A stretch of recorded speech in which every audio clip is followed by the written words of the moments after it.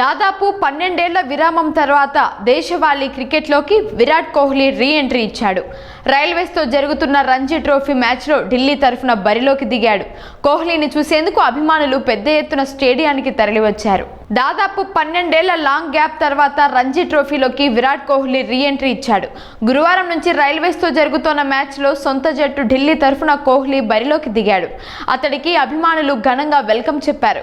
కోహ్లీని చూసేందుకు అరుణ్ జైట్లీ స్టేడియానికి అభిమానులు పెద్ద ఎత్తున తరలివచ్చారు. తొలి రోజు దాదాపు 10,000 మందికి పైగా ఫ్యాన్స్ మ్యాచ్కు హాజరైనట్లు తెలిసింది. ఆర్సీబీ కోహ్లీ నినాదాలతో స్టేడియం మొత్తం దద్దరిల్లిపోయింది.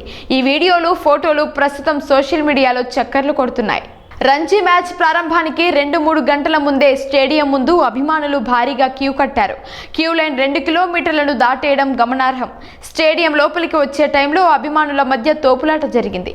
ఈ తొక్కిసలాటలో 3 అభిమానులు గాయపడినట్లు తెలుస్తోంది. అలాగే ఓ పోలీస్ బైక్ కూడా ధ్వంసమైనట్లు సమాచారం.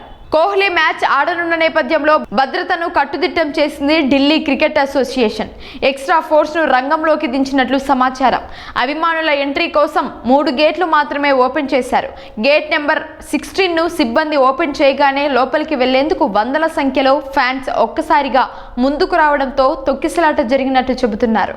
ఫ్యాన్స్ను కంట్రోల్ చేసే క్రమంలో సెక్యూరిటీ సిబ్బంది కూడా గాయపడినట్లు వార్తలు వినిపిస్తున్నాయి. ఈ మ్యాచ్లో టాస్ గెలిచిన ఢిల్లీ కెప్టెన్ ఆయుష్ బదోని రైల్వేస్కు బ్యాటింగ్ అప్పగించాడు. కోహ్లీ ఫీల్డింగ్ చేస్తున్న టైంలో ఆర్సీబీ కోహ్లీ నినాదాలు చేస్తూ అభిమానులు కనిపించారు. ఈ మ్యాచ్లో రైల్వేస్ జట్టు 20 పరుగులకే 3 వికెట్లు కోల్పోయింది. మరోవైపు బోర్డర్ గవాస్కర్ ట్రోఫీలో దారుణంగా విఫలమైన కోహ్లీ రంజీ మ్యాచ్లో ఎలా ఆడుతానన్నది ఆసక్తికరంగా మారింది.